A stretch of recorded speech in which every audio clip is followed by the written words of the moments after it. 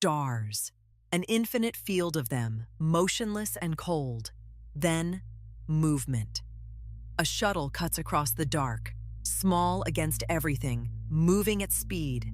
Its hull reads, Meridian 7. For a moment, it is calm. The kind of calm that exists right before something goes wrong. Then the ship shudders. Inside the cockpit of the Meridian 7, everything has gone from green to wrong in the span of seconds. Bess Queen, mid-40s, built like someone who has spent her life in engine bays, was in the pilot's seat. Her hands were everywhere at once. Throttle, stabilizers, the manual override that wasn't overriding anything. Kay Coleman was at the navigation console beside her, running calculations so fast her fingers blurred. She was precise where Bess was physical. Every movement deliberate, nothing wasted. "What am I looking at, Kay?" Bess said, not panicking. Something worse. Something controlled. "Gravitational anomaly at bearing 274, Kay read off the screen. "We've been pulled off trajectory by—" She stopped. She saw the number. 16 degrees. 16, Bess repeated. 16. That's not a drift. That's something grabbed us. "Correction," Kay said. "Something is grabbing us." Present tense. Bess looked at the forward screen. Through the viewport, where there should have been nothing, there was something, a planet, growing, fast. "How long have we been off course?" she asked quietly. "I don't know." "Kay?" "I don't know. I was watching the right bearing and this wasn't there, and then it was." In the main cabin behind them, everything not bolted down was moving. Minty Ross, broad-shouldered, steady, moved through the cabin with the kind of calm that wasn't calmness, but discipline. She was securing loose panels with her bare hands. She had done this before, not this specifically, but something like this. Iola Bell was strapped into her berth, one hand on the grip rail, the other holding a small recording unit. She was observing. Her face was still. If she was afraid, she had filed it away for later. May Carroll, the youngest of them by at least a decade, dark eyes wide, was at a secondary console, pulling atmospheric readings on whatever lay ahead. "I'm reading an atmosphere," May called forward. "Nitrogen-oxygen based." "Is that good?" Minty asked, not stopping her work. "It means we can breathe." "I know what it means. Is it good?" "It means we're not going to asphyxiate.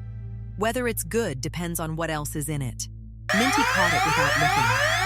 Iola spoke quietly, almost to herself, narrating, as was her habit.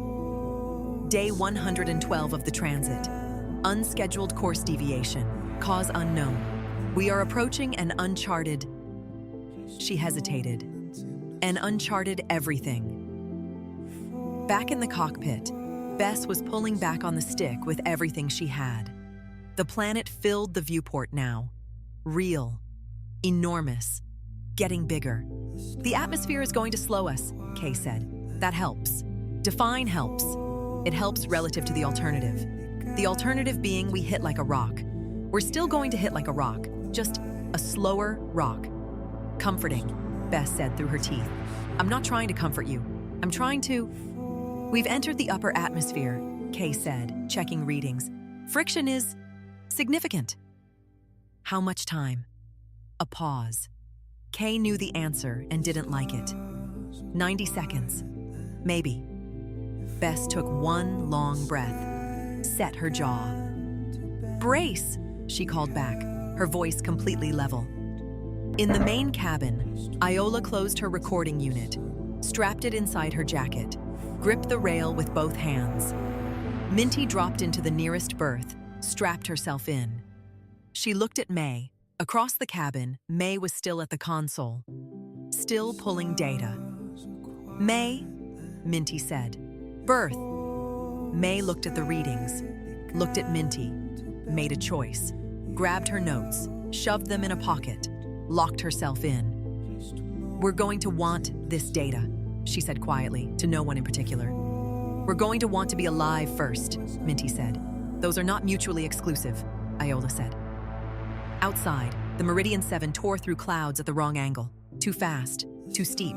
In the cockpit, Bess pulled back. The console screamed. Kay worked numbers that might help, and might be the last useful thing she ever did. The ground was there, real and solid and coming. Hold on, Bess said, barely audible. She pulled. Everything she had. 3 weeks earlier. Eden Beta's central computing hub. A vast room filled with the hum of processors and the blue glow of active screens. Hundreds of people work here, but the room belongs to Kay Coleman. Not by ownership, but by gravity. She was at her station. 6 screens. Her coffee was cold. She hadn't noticed. A younger analyst named Danny leaned over from the next station. You've been looking at that sector for 4 hours, Danny said. I know, Kay replied, not looking up. There's nothing there. It's a dead corridor. Every probe we've sent has come back with empty data. I know. That's what's wrong with it, Kay said. That it's empty. That it's uniformly empty. Space isn't uniform. There's always something. Debris, energy signatures, background radiation. Even nothing has texture. She finally looked up. This sector has no texture, which means something is absorbing it. Get me the deep field data from the last 6 transits through that corridor, Kay said. Kay, none of this is on your current... Get me the data, Danny. Danny went. Kay sat back, looked at the blankness on her screen. She didn't like it. Not because it was threatening, because she couldn't read it. 2 weeks earlier, Eden Beta's press archive, 2nd floor, a quieter room. Banks of stored records, audio, visual, text. The accumulated documentation of a civilization that lost its original home and has been recording everything since, as if afraid of forgetting again. Iola Bell sat across a small table from an elderly man named Mr. Osei, who had the look of someone who had been waiting a long time to tell his story. Take me back to the beginning, Iola said. Before the transit. What was it like on the day they told you? Mr. Osei was quiet for a moment. It was a Tuesday, he said slowly. I remember because on Tuesdays, I had my bread ration. I was eating it when the notice came. I put the bread down. I remember thinking, I should finish it, in case. And then I thought, in case of what? It's bread. And then I thought, that's how you know it's real, when even bread seems like it matters. And when you arrived at the processing center, Iola began. They didn't call it that. What did they call it? A thin smile crossed his face. A departure point, as if we were going on holiday. Something passed across Iola's face. Did you know where you were going? She asked quietly. We were told where we were going. Whether that was the same as knowing... He looked at her directly. You write these stories. Do people read them? Some people, Iola said. The right people? I'm working on that, she said. 2 weeks earlier, Eden Beta's maintenance bay 7. The bay smelled like coolant and metal. 3 shuttles in various states of assembly. Tool carts. The kind of order that looks like chaos until you understand the system. Bess Queen was underneath Shuttle 4, on her back, working something that required precision and profanity in approximately equal measure. Chief Queen, a tech called from across the bay. You've got a mandatory rest notification from operations. What time is it? Came the voice from under the shuttle. Oh, 2:30. Tell operations I'm resting. Chief, I'm horizontal, aren't I? That's rest. A pause. They said if you don't log off by 0300, they're sending someone. Bess slid out from under the shuttle. Her hands were stained dark. There was a small cut above her eyebrow she hadn't noticed. "What they're going to send me," she said, "is a fuel injector calibrated above the tolerance spec. I found 3 of them in this shuttle alone. You know what that means at transition velocity?" "No." "It means the engine runs hot for the first 400 miles and then it doesn't run at all." She sat up and looked at the tech. "Tell them I'll be done when it's safe. They can write me up." She slid back under. "Yes, Chief," the tech said quietly to herself. 2 weeks earlier, Biosciences Lab Level 3, late, mostly empty. Banks of contained specimens, glass-walled growing chambers, the soft blue light of monitoring equipment. May Carroll was at her microscope, so close to the eyepiece she was nearly touching it. On the table beside her, 17 neatly labeled sample cases, a handwritten log so detailed it approached art, and a sandwich she'd made 4 hours ago and hadn't eaten. She leaned back, exhaled. She held a small plant cutting up to the light. It was delicate, almost translucent at the edges. She turned it slowly. "Where did you come from?" she said softly.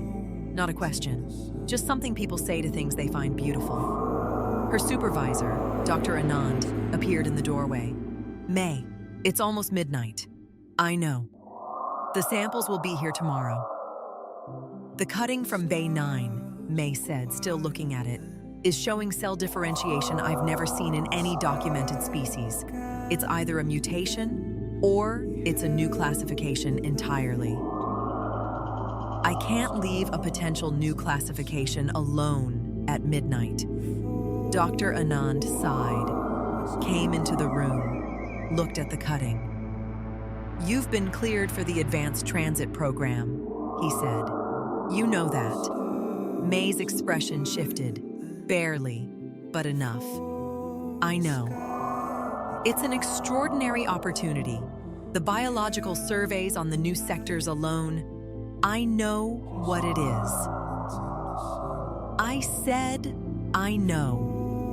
She set the cutting down, looked at her 18 months of samples, carefully collected, catalogued, irreplaceable. "I just want to finish what I started first," she said.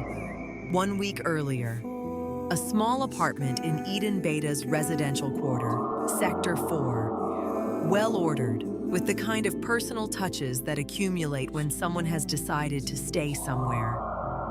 A drawing taped to the wall, a child's work, a figure with purple hair under a round yellow sun.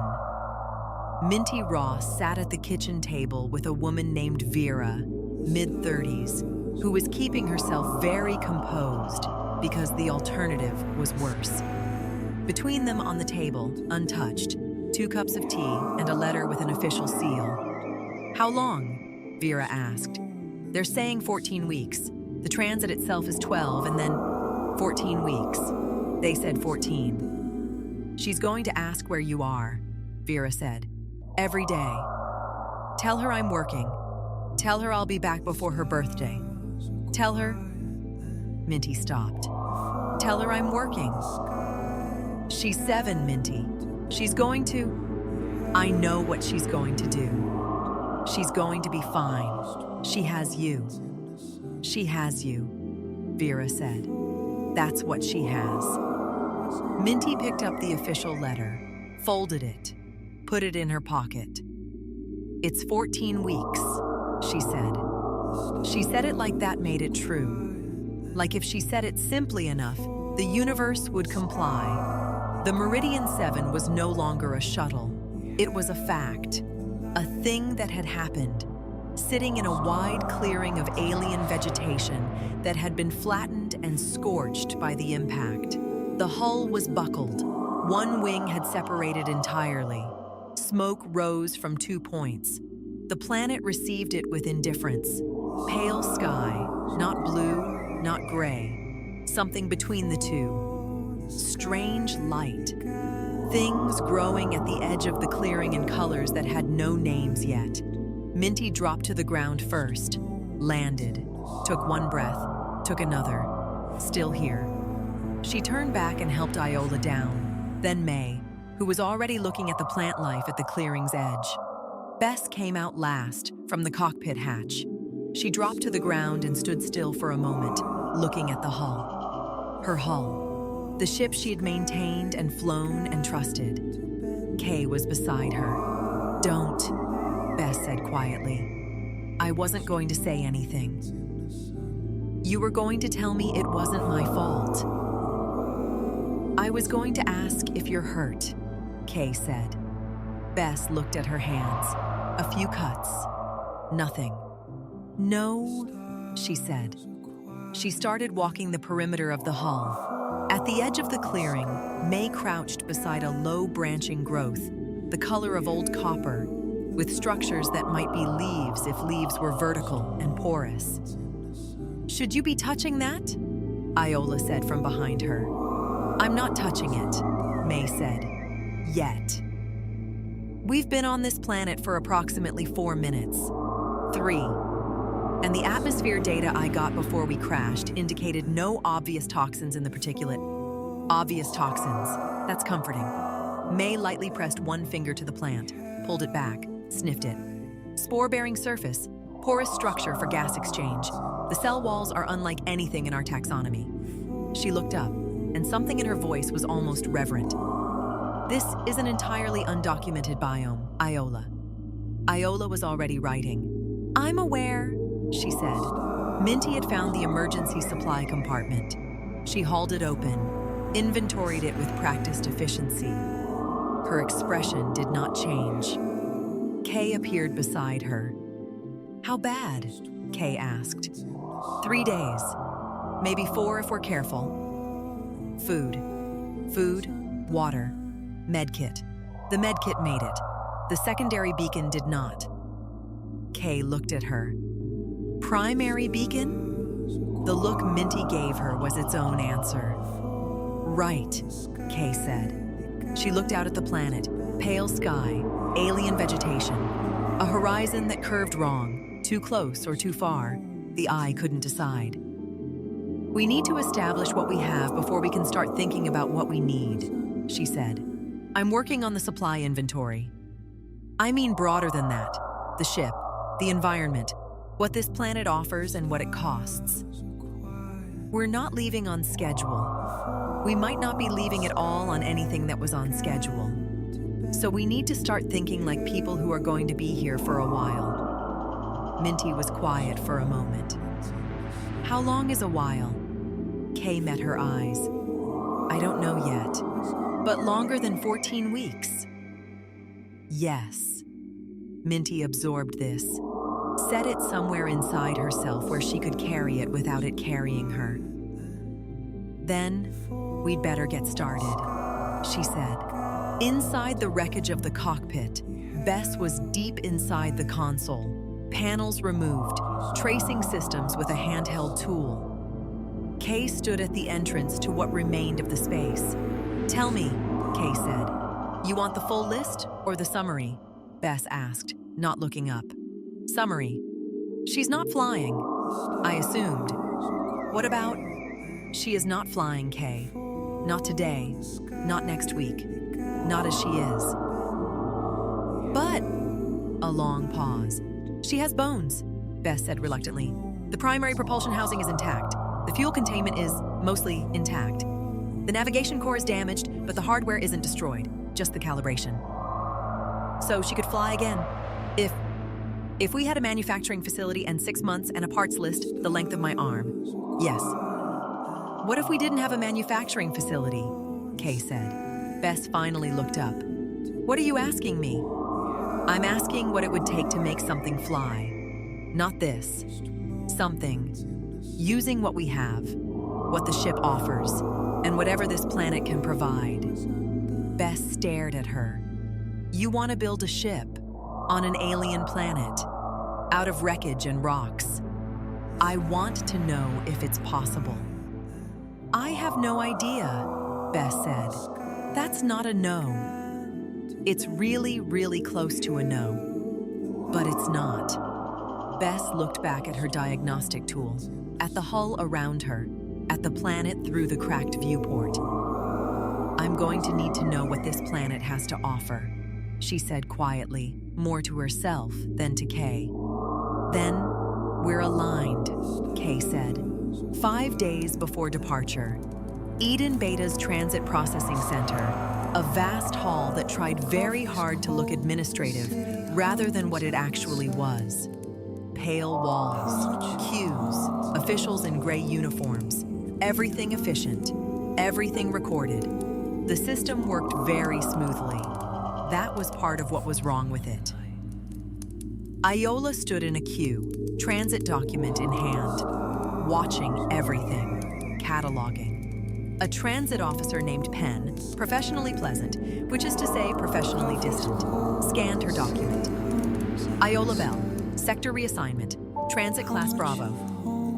"I requested an explanation of the reassignment criteria," Iola said. 2 weeks ago. I haven't received a response." Reassignments are processed through the Colonial Administration Board. You'd need to submit I submitted the form, twice. The reference numbers are on the back of that document. Penn turned the document over, looked at the numbers, looked at Iola. "I'll flag it for follow-up," he said. That's what the first officer said, and the second. What does Transit Class Bravo mean, specifically, in terms of destination and duration? That information will be provided during the orientation. I'm asking now. Penn lowered his voice, not unkindly. "Miss Bell, the orientation will cover everything, I promise you." Iola held his gaze for a moment. Then she stepped through. She looked back once. She was already writing. At a secondary screening station, May stood with her 18 months of work arranged around her. Specimen cases carefully labeled, irreplaceable. "You can't take biological samples on a Transit Class Bravo vessel," the screening officer said. "I have an approved research exemption filed with the Biosciences Administration." "I'm not seeing it." "I filed it 6 weeks ago. The reference number is Bio 7741 Carol. It was countersigned by Dr. Anand. I'm not Prakash Anand, head of the Level 3 lab. It should be, ma'am, I have a long queue and I am not seeing this exemption in the system." Then there's an error in the system. Or the exemption wasn't filed. "It was filed. I filed it. I have the confirmation." The officer looked at her gently, firmly. "Without the exemption on file, I can't allow biological materials on a Class Bravo transit. I'm sorry." May looked at her cases. 18 months. Some of these samples were unique, collected from sites that no longer existed, ecosystems documented and then developed, gone. She breathed. "Can I at least keep the written records?" she asked. "Written documentation is permitted." May picked up her handwritten log, hundreds of pages, and tucked it against her chest. Left everything else on the table. She didn't look back. 4 days before departure. The departure corridor. Minty was halfway down it when she heard her name. She turned. Vera was there. She must have run. She was out of breath. She was holding something, a drawing, the same kind as the one on the apartment wall. Behind Vera, hovering uncertainly at the entrance to the corridor, a small girl, Zola, 7 years old. Her mother's eyes, paint stains on her fingers. "I'm sorry, boarding personnel only past this point." "1 minute," Minty said. "Protocol requires..." Minty looked at the official. The look was not a request. "1 minute." Minty walked back, crouched in front of Zola. "I made this," Zola said, holding out the drawing. "It's you, and you're coming back." Minty took the drawing, looked at it. A figure, purple sun, a note at the bottom in a child's handwriting. "I know where you are." "Where am I?" Minty asked quietly. Zola touched her own chest. Here, so you can find your way back. Minty pulled her close. Over Zola's shoulder, her eyes closed. Just a moment. Just that. Ma'am, the official began. Minty stood, folded the drawing, put it inside her jacket, against her chest, just where Zola had pointed. She looked at Vera. Vera nodded. Minty turned. She walked. She didn't look back. She did this on purpose, because she knew if she did, she wouldn't stop. Afternoon on the crash site. The planet's sun, not quite the same as what they knew, slightly too white, slightly too still, had climbed to something like midday. The crash site had been transformed, wreckage sorted into categories, a basic shelter built from hull panels, a perimeter mapped. These women didn't wait to be told what to do. They did things. Bess had the engine components laid out in order of salvageability, cross-referencing with a battered engineering manual she kept in her jacket. May was at the clearing's edge with her log open, documenting the plant life with the care of someone who knew these notes were the only record these species would ever have. Minty had built a windbreak and established a cooking station from what remained of the galley. She was also, slowly and methodically, cataloging every consumable from the supply compartment. She didn't stop moving. Kay was on a small rise above the clearing, scanning the terrain with the ship's salvage telescope array. She was making a map. Iola moved between all of them, recording. A word here, a note there, building a picture. Iola climbed to where Kay was working. I've been talking to each of them, Iola said, making notes. Good, Kay replied, not looking up from the telescope. May says there are at least 40 distinct plant species in the visible perimeter that match nothing in the records. She thinks the soil composition is workable, similar mineral balance to what we'd grow in. So food is possible, eventually, with time and luck. Minty? 3.5 days of rations if we're careful. She's already calculating reduction schedules. And Bess?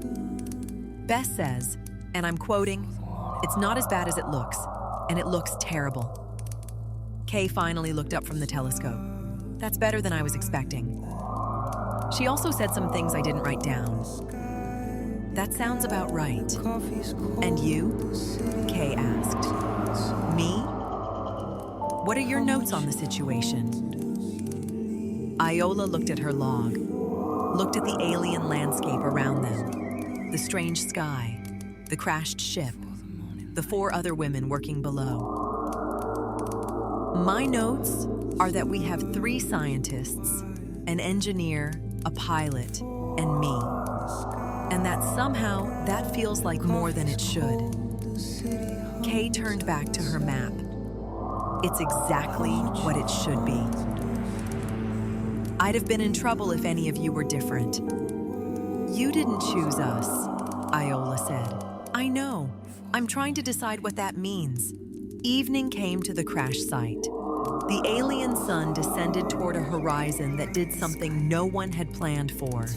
Instead of darkening the way they expected, the sky moved through colors, deep amber, burgundy, something that might be purple but was not quite purple. 5 women stopped what they were doing and looked at it. Nobody said anything for a moment. It's the particulate in the upper atmosphere, May said quietly. The mineral composition scatters the light differently. Nobody said anything. They were still looking. I know, May said, even more quietly. I know. Night. A fire built from wreckage. A hull panel propped between 2 rocks, debris feeding it. The alien dark pressed in at the edges. Strange sounds from the vegetation. Not threatening, just other. Nothing they knew how to categorize. The 5 women sat around it. They were eating. Rations. Reduced portions because Minty had already done the math, and no one argued with the math. It wasn't much. It didn't matter. They ate in silence for a while. The fire popped, and from somewhere in the tree line, something called 3 notes, repeating. "What is that?" Bess asked. "I'm not sure," May said, listening.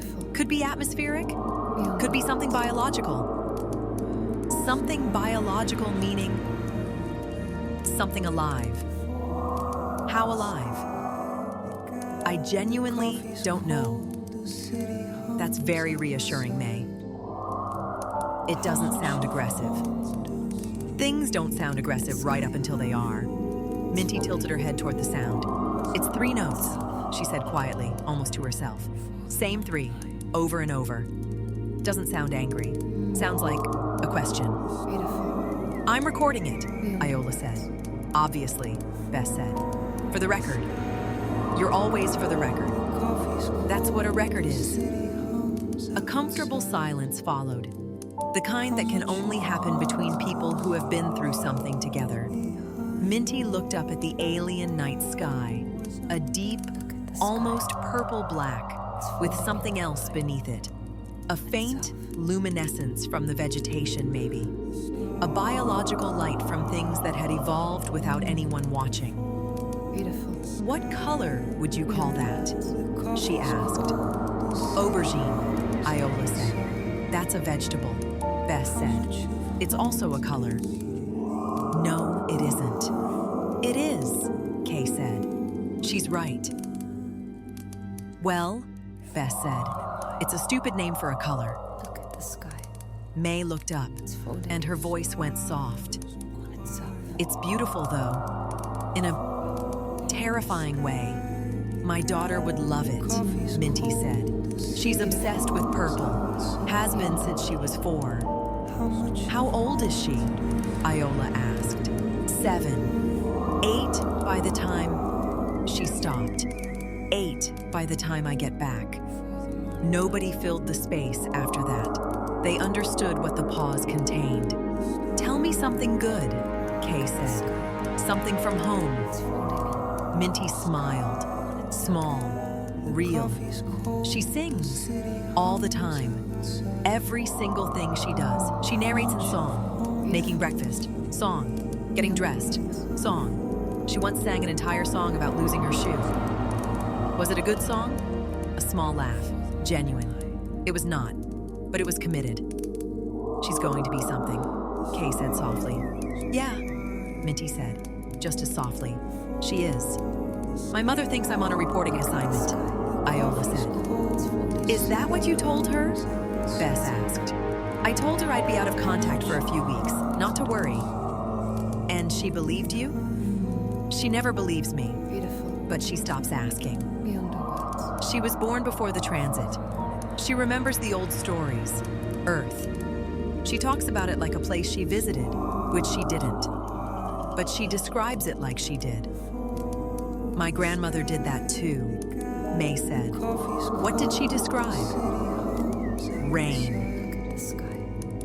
"She said she missed rain more than anything. Not weather. We have weather. But rain specifically. The way it smelled. The sound of it on leaves." May looked at the alien plant life around them. "She said leaves are supposed to be green." "I didn't agree to that," Bess said. "What was his name?" Kay asked. "First name was Gerald," Bess said. "Last name was Drakon." They all looked up. The alien night, the almost purple sky, the luminescent edge of a world that had pulled them from their course and hadn't explained itself. "Drakon," May said softly. "Drakon," Kay said, testing it. "Drakon," Minty said, nodding slowly. Iola wrote it down, underlined it. "He was a lot of things," Bess said quietly, almost to herself. "But you couldn't ignore him." They sat with it. 5 women a long way from everything they loved, eating rationed food off a planet that had no right to be as beautiful as it was, alive by the smallest of margins. Minty reached into her jacket, pulled out a folded drawing, smoothed it on her knee, looked at it. The others couldn't see what it was. They didn't ask. They understood that some things belong only to the person holding them. 14 weeks, Minty said quietly, to the sky, to the drawing, to anyone who might be listening across the distance.